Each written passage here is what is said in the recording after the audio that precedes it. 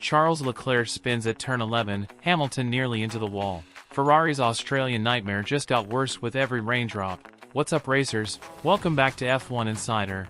The Australian Grand Prix just delivered pure chaos in Melbourne, and Ferrari's season is already unraveling 3 races in. The rain turned Albert Park into a lottery, but while some teams played their cards right, Ferrari folded completely. But here's what I need to know, and I'll answer this at the end. Could Ferrari actually be the 4th best team on the grid right now? Stay with me to find out. Let's set the scene.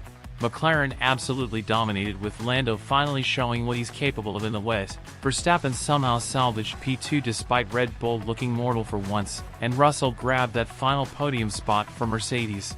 But while their rivals were thriving, Ferrari was diving straight into disaster. I've got Leclerc's brutal assessment of what went wrong, Hamilton's terrifying comments about the SF25 trying to put him into the wall, and the exact moment Ferrari's strategy team dropped the ball again. What you're seeing isn't just a simple spin.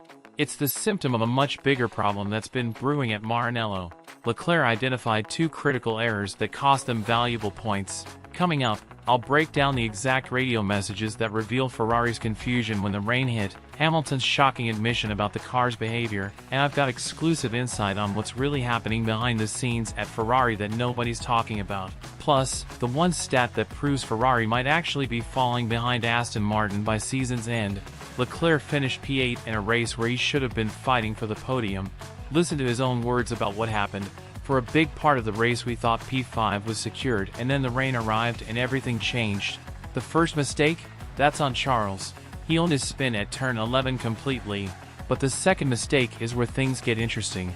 Ferrari's strategy team waited a crucial lap too long to switch to intermediates. 1 lap, that's all it took to drop from potential podium contention to fighting for scraps.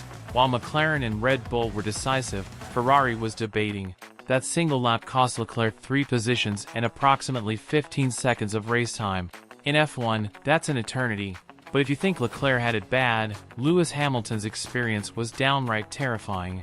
The 7-time world champion, who's driven some of the most difficult cars in F1 history, said something about the Ferrari that should concern every fan. "I'm just grateful I kept it out of the wall because that's where it wanted to go most of the time." Let that sink in. A 7-time champion, one of the greatest wet weather drivers ever, was just trying to keep the car on track. This isn't just a setup issue, this is fundamental. Hamilton specifically mentioned struggles with power unit settings in wet conditions. Remember, this is his first wet race with Ferrari power, and clearly, the transition hasn't been smooth. Look at how the rear steps out without warning here, and here. This isn't driver error, this is unpredictability that not even Lewis can compensate for. The contrast couldn't be more stark. While the McLaren floated through corners like it was on rails, the Ferrari looked like it was on ice. The fundamental balance issues evident in testing haven't been resolved. Sources inside Maranello tell me they're struggling with correlation between simulator and track, the same issue they had in 2020 and 2022. The car works perfectly in simulations but becomes temperamental on actual tarmac. And this puts enormous pressure on Fred Vasseur. After the promise of last season's progress, Ferrari has taken a step backward while McLaren has leaped forward. So let's answer the question I asked at the beginning. Could Ferrari actually be the 4th best team on the grid right now? Based on pure pace in Australia, the uncomfortable answer is yes. McLaren has clearly moved ahead, Red Bull remains the benchmark despite their struggles here, and Mercedes, despite their issues, actually outperformed Ferrari when it mattered. Maranello has serious work to do before Japan in 2 weeks. The high-speed nature of Suzuka will expose any aerodynamic weaknesses even further, and if it rains again, well, based on Australia, that could mean another disaster. Ferrari fans, I know this is tough to hear, but I'm curious what you think. Drop a comment below on what Ferrari needs to fix first, their car balance or their strategy calls.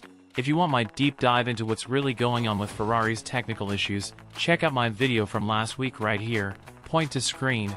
And don't miss my upcoming preview of the Japanese GP where I'll break down whether Ferrari has any chance of fighting back.